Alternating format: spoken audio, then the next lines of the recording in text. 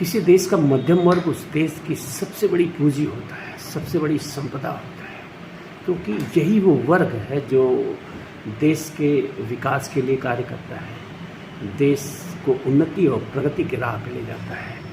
देश में क्रांति का बीज भी यही मध्यम वर्ग होता है और उस क्रांति की फसल को उगाता है देश और समाज में परिवर्तन के लिए। किसी देश का मध्यम वर्ग अगर सो जाए तो आप कल्पना करिए कि वो देश कहाँ जाएगा। मध्यम वर्ग ही है जिसके बलबूते पर, जिसके दम पर किसी समाज का सृजन होता है, और मध्यम वर्ग ही है अगर वो अपनी जिम्मेदारियों से विमुख हो जाए, सो जाए, तो वो देश बर्बादी की गर्त में चला जाता है। मध्यम वर्ग अगर बहक जाए, मध्यम वर्ग अगर अंधविश्वासों में पड़ जाए, तो देश के विकास में अवरोध आ जाता है। आज अगर आप देखेंगे तो भारत का जो मध्यम वर्ग है वो चुप है, वो खामोश है, वो कुछ बोल नहीं रहा है।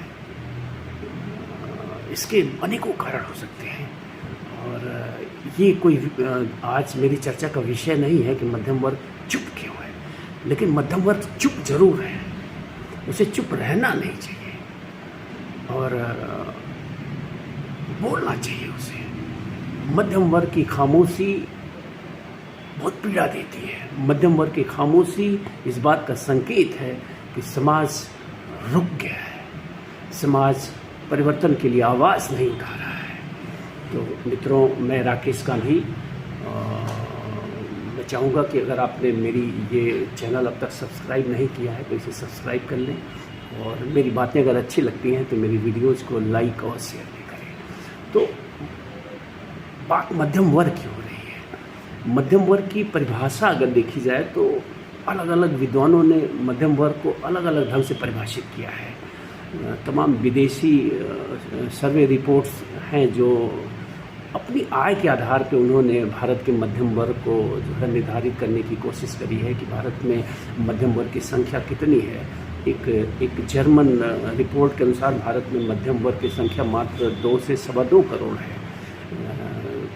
उन्होंने अपनी आय के हिसाब से इस निर्धारण को सुनिश्चित करने की कोशिश करी है, लेकिन एक आम परिभाषा अगर देखी जाए तो भारत में ये माना जाता है कि 3 से 5 लाख, 7 लाख, 8 लाख, मतलब 5 से 10 आप मान सकते हैं, 5 से 10 लाख जिनकी वार्षिक आय है उसे मध्यम वर्ग माना जाता है। और इनकी संख्या का जो एक अनुमान है वो लगभग 30% भारत की आबादी है, जिसे आप इस क्राइटेरिया के हिसाब से मध्यम वर्ग की श्रेणी में रख सकते हैं। इसके पीछे जो है निम्न वर्ग है, इससे पीछे जो है हायर वर्ग है जिसकी संख्या लगभग 10% है। तो कुल कहने का मतलब है कि किसी राष्ट्र के विकास में ये 10% जो लोग हैं इनका भी कोई खास योगदान नहीं होता है। ये इनके पास पर्याप्त धन है, पर्याप्त संपदा है, ये कह सकते हैं कंफर्ट जोन में जी रहे हैं। इनको कोई फ़र्क नहीं पड़ता है कि देश में कोई बदलाव हो या न हो, क्योंकि इन्होंने पर्याप्त संपदा पे अपना कब्जा जमा के बैठा हुआ है। या यूँ कहें कि एक जो आंकड़ा है देश की लगभग 70 से 80% पूंजी इसी 10% उच्च वर्गीय लोगों के पास है, और बचे मध्यम वर्ग के 30% यानी 40% हो गए, और जो 60% हैं वो कह सकते हैं उन्हें कुछ को आप निम्न मध्यम वर्ग में भी ले सकते हैं, जो जैसे तैसे जी लेते हैं, और बाकी जो है निम्न वर्ग में है। यानी कि ये वो 5 किलो अनाज वाली जो डिफिनेशन है सरकार की, वो 5 किलो अनाज पे जीवित है। और ये आंकड़ा भी है कि देश के 80 करोड़ लोग आज उस योजना के अंतर्गत 5 किलो मुफ्त का राशन ले रहे हैं। यानी सरकार का मानना है कि इनको 5 किलो राशन देना ज़रूरी है जीवन यापन के लिए। तो मेरा कहने का मतलब है कि ये जो नीचे वाले हैं जो 5 किलो राशन पे टिके हुए हैं, इनसे भी देश के निर्माण के लिए कोई उम्मीद नहीं करी जा सकती है। न कभी करी गई है, न तो कभी इनका योगदान रहा है। चाहे आप आज़ादी की लड़ाई को देख लीजिए या उसके पहले जो भी हिस्टोरिकल युद्ध हुए हैं, समाज में परिवर्तन हुए हैं, इस वर्ग का कोई खास योगदान नहीं रहा है। कहीं कुछ एग्जाम्पली योगदान रहा हो तो बात अलग है, लेकिन सार्वजनिक रूप से इस वर्ग का कोई योगदान नहीं रहा है, और उच्च वर्ग का भी कोई योगदान नहीं रहा। आज भी अगर आप देखिए तो सेना कौन चला रहा है? मध्यम वर्ग। जितने भी आप कह सकते हैं कि विकास के जो कार्य हो रहे हैं ये मध्यम वर्ग द्वारा ही संचालित हो रहे हैं। अगर मैं कहूँ तो पूरा देश जो है ये 30% मध्यम वर्ग जो है वही चला रहा है, और दुर्भाग्य से वही मध्यम वर्ग आज जो है खामोश हो गया है। वो अपने विकास के लिए, अपने उन्नति के लिए आवाज़ नहीं उठा रहा है, वो प्रश्न नहीं कर रहा है। ये जो है बहुत चिंता का विषय है। तो आज की वीडियो में बहुत लंबी नहीं करूँगा, आगे फिर कभी जो है इस पर विस्तार से मैं चर्चा करूँगा। लेकिन आज मैं देश के उस 30% मध्यम वर्ग को आह्वान करता हूँ कि आप चुप बैठेंगे तो देश बिखर जाएगा। आप चुप बैठेंगे तो देश जो है, देश का विकास, देश की उन्नति और देश की प्रगति जो है रुक जाएगी। आप चुप बैठेंगे तो देश की राजनीति भ्रष्ट हो जाएगी। आप चुप बैठेंगे तो देश की न्यायपालिका और ये सारी चीज़ें जो है भ्रष्ट हो जाएंगी। तो आप उठिए, जागिए, प्रश्न करिए।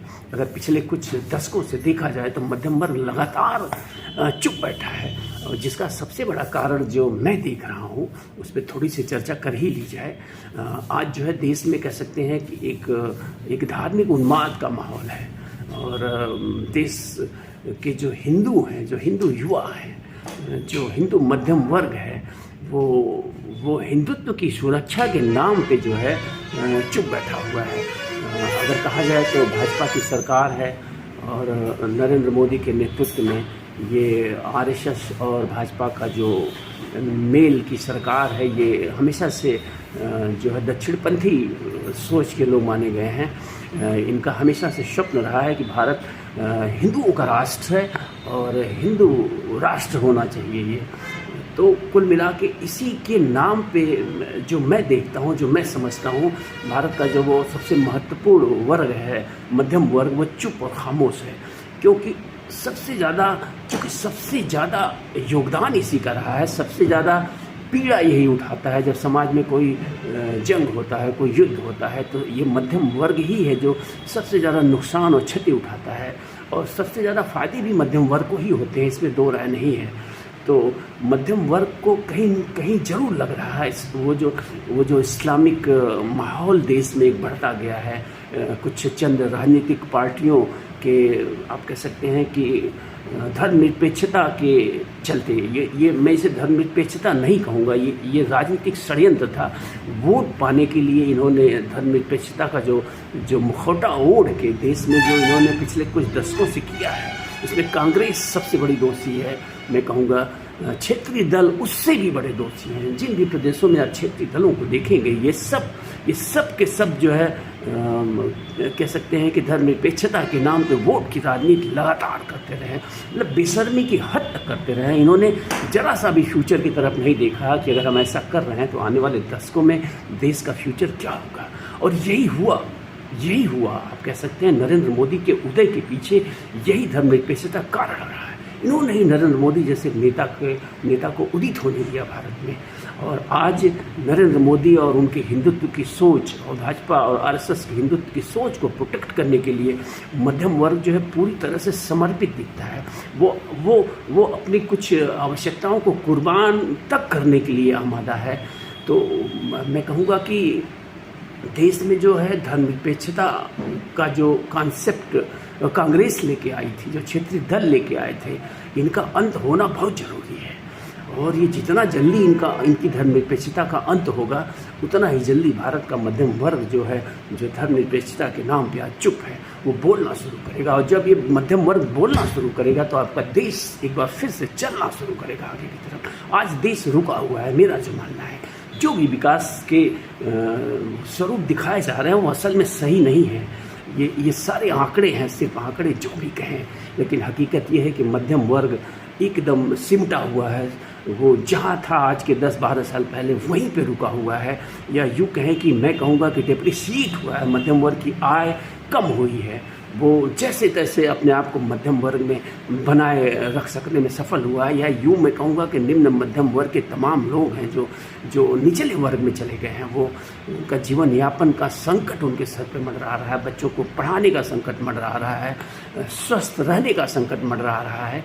तो मैं यही कहूँगा कि ये जो धर्मनिरपेक्ष अभी मैं अटल जी के एक भाषण को सुन रहा था, उनसे एक प्रश्न जावेद अख्तर ने। मोहम्मद अली जिन्ना ने 9 अगस्त 1947 को दिल्ली में एक स्पीच की थी और ये कहा था कि पाकिस्तान तो अब बन रहा है और वो सेकुलर होगा और उसमें हिंदू और मुसलमान सब बराबर होंगे और पारसी और ईसाई सब बराबर होंगे। ऐसा तो कुछ हुआ नहीं पाकिस्तान में, इसलिए कि जिन्ना ने पाकिस्तान बनाने के लिए जिन पावर्स को अनलीश किया था वो उसे सेकुलर बनने नहीं देती।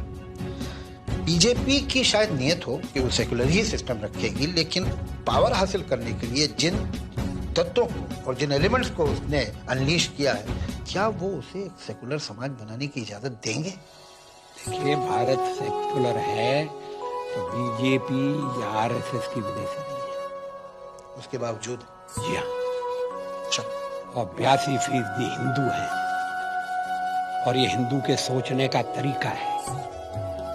हिंदू एक किताब से जुड़ा हुआ नहीं है, हिंदू एक पैगंबर से जुड़ा हुआ नहीं है। जो ईश्वर को नहीं मानता वो भी हिंदू है और ये हमारी संस्कृति का हिस्सा है। किया कि धर्मनिरपेक्षता से संबंधित तो अटल जी का कहना था कि भारत का हिंदू तो स्वभाव से ही धर्मनिरपेक्ष है। इसको आरएसएस या भाजपा धर्मनिरपेक्ष बनाए, वो हिंदू राष्ट्र बनाए या न बनाए, इससे कोई फर्क नहीं पड़ता है। अगर वो हिंदू राष्ट्र हो जाता है तब भी ये हिंदू धर्मनिरपेक्ष ही रहेगा, क्योंकि इसका चरित्र धर्मनिरपेक्ष है, इसका कैरेक्टर धर्मनिरपेक्ष है। तो इन सारी चीज़ों को स्वीकार करना पड़ेगा। जो देश में दूसरे वर्ग के लोग हैं, उन्हें अपनी मानसिकता के बारे में देखना होगा कि वो कहाँ तक धर्मनिरपेक्ष हैं। तो हिंदुओं से कोई डर नहीं है इस देश को। हिंदू तो स्वभाव से, जन्म से धर्मनिरपेक्ष है, उसके डीएनए में धर्मनिरपेक्षता भरी पड़ी है। लेकिन मैं आग्रह करूंगा कांग्रेस से, इन क्षेत्रीय दलों से जो बेशर्मी की हद तक धर्मनिरपेक्षता के नाम पे वोट की राजनीति करते हैं, तो आज मेरा आह्वान यही जो है अपने मध्यम वर्ग भाइयों से है, क्योंकि मैं भी मध्यम वर्गीय ही मानता हूँ अपने आप को, मैं उसी वर्ग में ही आता हूँ। निम्न मध्यम वर्ग से लेकर मध्यम वर्ग के बीच में कहीं मैं भी फिट बैठता हूँ। तो मैं चाहूँगा कि हमारे जो मध्यम वर्ग के भाई हैं वो उठें, जागें। ऐसे अगर हम रुके रहे, जैसे कि हम पिछले 10, 12, 15 सालों से रुके हैं, तो हमारा विकास थम जाएगा। हम हमेशा से सपने देखते रहे, हम मध्यम वर्ग के लोग हैं, हमसे ये देश चल रहा है, हमसे ये समाज चल रहा है, हमने ही क्रांतियाँ की है। एक बार फिर से ज़रूरत है कि हम क्रांति करें, और हमारा जो स्वप्न है उसे हमको पूरा करना है। हमारा भी स्वप्न है कि हम उच्च वर्ग में जाएं, हम भी कंफर्ट जोन में जिएं, हम भी, हमारे बच्चों के पास भी वो सारी सुविधाएं हों जो यहाँ का 10% उच्च वर्गीय भोग रहा है। तो उसके लिए हमें जागना होगा। और ये जो धर्मनिरपेक्षता, वोट के नाम पे जो भी धर्मनिरपेक्षता करने वाली पार्टियां हैं, इनका तो पूरा समूल नाश होना चाहिए, मैं कहूँगा। अगर कांग्रेस भी अपने चरित्र में बदलाव नहीं ला रही है, मैं हमेशा से एक मजबूत विपक्ष चाहता हूँ देश में, लेकिन मजबूत विपक्ष मैं ऐसा चाहता हूँ जो कम से कम जो धर्मनिरपेक्षता की परिभाषा कांग्रेस की थी उसे बदलना होगा। अगर राहुल गांधी को एक विकल्प के तौर पे सामने आना है तो उन्हें अपनी धर्मनिरपेक्षता की परिभाषा को बदलना होगा और राष्ट्र के सामने आकर सामूहिक रूप से ये स्वीकार करना होगा कि उनके दल ने अब तक धर्मनिरपेक्षता के नाम पे जो कुछ भी किया है वो उससे किनारा करते हैं, और वो देश को आश्वासन दें कि आगे से उनकी पार्टी इस तरह की वोट के नाम पे धर्मनिरपेक्षता का काम नहीं करेगी, और वो एक स्वस्थ धर्मनिरपेक्षता की बात करेगी, न कि अस्वस्थ और वोट की राजनीति वाली धर्मनिरपेक्षता। तभी राहुल गांधी एक मजबूत विकल्प बन सकते हैं। मजबूत विकल्प क्या, मैं कहूँगा कि अगर ये सारे दल, क्षेत्रीय दल जो है, ये अपनी धर्मनिरपेक्षता की जो परिभाषा उसको बदल के एक साथ राहुल गांधी के पीछे खड़े होते हैं 2024 के चुनाव में, तो राहुल गांधी के पास इतनी शक्ति है, इतनी ताकत है कि वो देश की सत्ता को बदल सकते हैं। मेरा कोई किसी सत्ता से विरोध नहीं है, लेकिन मेरा विरोध यही है कि इस धर्मनिरपेक्षता के विरुद्ध लड़ के आखिर कब तक हम यूँ ही खामोश रहेंगे और चुप बैठे रहेंगे। अगर हम ऐसे ही खामोश रहे, चुप बैठे रहे, तो हमारी जो पीढ़ियाँ हैं वो पिछड़ जाएंगी। और जिस तरह से पूंजी का केंद्रीकरण हो रहा है इस देश में, इस धर्मनिरपेक्षता की आड़ में, इस राष्ट्रवाद की आड़ में, उसे हमें देखना होगा, पहचानना होगा। हमारे हक को, हमारे हिस्से को छीन के कुछ चंद लोगों तक, कुछ चंद प्रतिशत जो 8-10% लोग हैं, उन तक जो है केंद्रित किया जा रहा है। अगर ऐसा होता रहा तो देश आर्थिक रूप से गुलाम हो जाएगा, और हम सब एक कह सकते हैं कि देश दो वर्गों में बंट जाएगा। 10% लोग जो हैं वो राजा हो जाएंगे, बाकी 90% लोग जो है प्रजा हो जाएंगे। हम कर्मचारी बन के रह जाएंगे, हम नौकर बन के रह जाएंगे अपने ही देश में। तो हमें इस परिस्थिति का आकलन करना है, इस परिस्थिति की तरफ देखना, हमें इस परिस्थिति को समझना पड़ेगा कि कहीं राष्ट्रवाद के नाम पे जो लोग सत्ता में हैं वो कहीं कोई ऐसा खेल तो नहीं कर रहे हैं, ऐसा प्रतीत हो रहा है। अगर आप ढेर सारे विद्वानों के आरोपों को देखें, अगर आप अडानी और मोदी के संबंधों को देखें, अगर आप अडानी की बढ़ती हुई संपदा को देखें और अडानी जैसे और तमाम लोगों की बढ़ती हुई संपदा को देखें, उस दौर में जिस दौर में इस देश में कोरोना था, लोग गरीब होते गए, उस देश में ये लोग चंद लोग अमीर होते गए, तो निश्चित रूप से कहीं ना कहीं जो हमारी आर्थिक नीतियां हैं वो गलत हैं। गलत ढंग से ऐसे लोगों को जो है कहीं ना कहीं से लाभान्वित किया जा रहा है। हमें इसका विरोध करना होगा। हम अगर इस धर्म के नाम पे चुप रहे तो आने वाला समय हमारे लिए और कठिन होता जाएगा। तो बस यही आग्रह आज की वीडियो का कि चिंतन करिए, विचार करिए कि पूंजी का ये केंद्रीकरण क्यों हो रहा है, कैसे हो रहा है। कहीं ये आपके हिस्से का पैसा तो नहीं है जिसे लूट के कुछ लोगों को लाभान्वित किया जा रहा है। इसमें जरूर गौर करेंगे, मैं आशा करूँगा आप सब लोग। धन्यवाद, फिर मिलेंगे।